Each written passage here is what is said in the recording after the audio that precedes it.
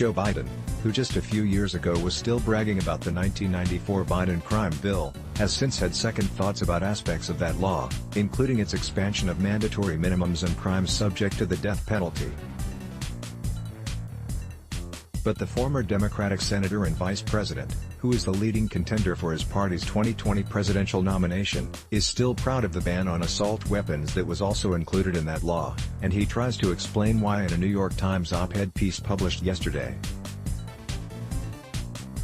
Even while conceding that the assault weapon ban left lots of equally lethal firearms on the market, Biden argues that it made mass shootings less common. From 1994 to 2004, the years when assault weapons and high-capacity magazines were banned, there were fewer mass shootings, he writes, citing a study reported in the Journal of Trauma and Acute Care Surgery last January.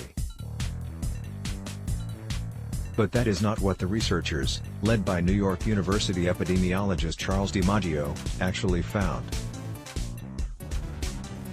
Drawing on 3 databases of mass shootings, maintained by Mother Jones, the Los Angeles Times, and researchers at Stanford University, DiMaggio focused on shootings that killed at least 4 people, the definition used by the FBI. In a linear regression model controlling for yearly trend, the federal ban period was associated with a statistically significant 9 fewer mass shooting-related deaths per 10,000 firearm homicides, they reported. Mass shooting fatalities were 70% less likely to occur during the federal ban period. The study, in other words, looked not at the number of mass shootings, as Biden claims, but the number of mass shooting deaths as a share of all firearm homicides. The difference in total fatalities during the period when the ban was in effect amounted to 15 fewer deaths over a decade, or 1.5 a year on average, including mass shootings that did not involve weapons covered by the ban. That's based on a comparison of deaths from 1981 through 1993 to deaths from 1994 through 2004, the year the ban expired. Leaving aside the fact that the pre-ban period is 2 years longer than the ban period, the drop of 15 mass shooting deaths from before the ban to during it is a slender difference on which to base firm conclusions, as John Greenberg notes in a recent PolitiFact analysis, DiMaggio et al. Concede that no observational epidemiologic study can answer the question whether the 1994 U.S. federal assault ban was causally related to preventing mass shooting homicides. Furthermore, DiMaggio told Greenberg it's not clear that the rate of mass shooting deaths, per 100,000 Americans, fell during the ban period. There is some evidence they actually declined, or at least didn't continue to increase during the period of the ban, he said. Greenberg also quoted RAND economist Rosanna Stewart, who wrote a 2018 analysis concluding that the results of 2 earlier studies looking at the impact of the assault weapon ban on mass shootings were inconclusive. Stewart is still unconvinced. "I don't think DiMaggio's methods are well suited for determining the causal impact of the assault weapons ban," she told Greenberg. Mass shootings are very rare events. Between 1981 and 2017, the period covered by DiMaggio et al.'s study, there were just 44, or an average of about 1 a year, that met their criteria. Furthermore, the numbers related to these crimes are highly volatile. In 2017, for example, a single incident, the massacre in Las Vegas, accounted for 60% of deaths in mass shootings that killed 4 or more people. That volatility makes correlations with a single policy difficult to identify and interpret.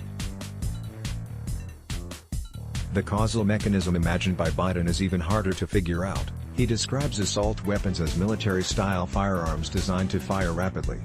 But they do not fire any faster than any other semi-automatic. He also says shootings committed with assault weapons kill more people than shootings with other types of guns. While it's true that assault weapons figure disproportionately in the deadliest shootings, it does not follow that eliminating them would make shootings less deadly. Most mass shootings, including 3 of the 10 deadliest since 1949, do not involve assault weapons. Going further down the list of deadliest shootings, the next 17, some of which are tied in their rank, include 11 that involved only handguns and/or shotguns. If all the firearms in the arbitrary assault weapon category disappeared overnight, there would still be plenty of equally deadly alternatives. Biden actually concedes this point, saying he favors a modified assault weapon ban that would stop gun manufacturers from circumventing the law by making minor modifications to their products, modifications that leave them just as deadly.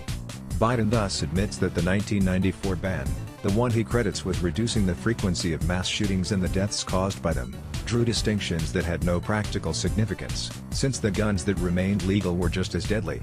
Biden is right. Under the 1994 ban, removing military-style features such as folding stocks, flash suppressors, or bayonet mounts transformed forbidden assault weapons into legal firearms, even though the compliant models fire the same ammunition at the same rate with the same muzzle velocity as the ones targeted by the law. But that is also true of the new, supposedly improved assault weapon ban sponsored by Senator Dianne Feinstein, D. California, who wrote the 1994 ban. Feinstein has fiddled with a list of military-style features, omitting bayonet mounts while adding barrel shrouds, for instance, and any one of them would now be sufficient to make a rifle illegal, whereas two were required under the 1994 law. But the problem identified by Biden remains: removing these forbidden features results in a gun that is just as deadly.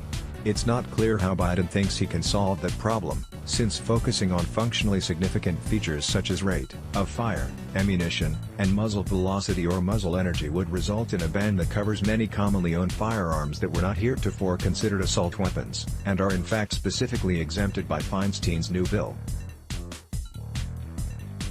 Nor is it clear what Biden plans to do about the 16 million or so assault weapons that are already in circulation. He mentions a buyback program to get as many assault weapons off our streets as possible as quickly as possible. But unless that buyback is mandatory, i.e., a form of compensated confiscation, it will have no impact on people who like their guns and want to keep them. And judging from past experience in the United States and other countries, a ban that includes current possession would be honored mostly in the breach. Biden cites a 2019 poll, conducted immediately after the mass shootings in El Paso and Dayton, that found 70% of voters, including 54% of Republicans, either strongly or somewhat supported banning assault-style weapons. But since 1996, according to Gallup, support for a ban on semi-automatic guns known as assault rifles has ebbed and flowed, falling from a high of 59% in 2000 to a low of 36% in 2016 before rebounding to 48% in 2017 and falling to 40% last October. Data from the Reason Root Public Opinion Survey, sponsored by the Reason Foundation, which publishes this website, indicate that support for such legislation is especially high among people who don't understand what it would do. While Biden is trying hard to perpetuate such confusion, his own arguments unintentionally provide some clarity. This post has been revised to correct the number of mass shootings that killed 4 or more people during the period covered by DiMaggio et al.'s study. Let's block ads. Why?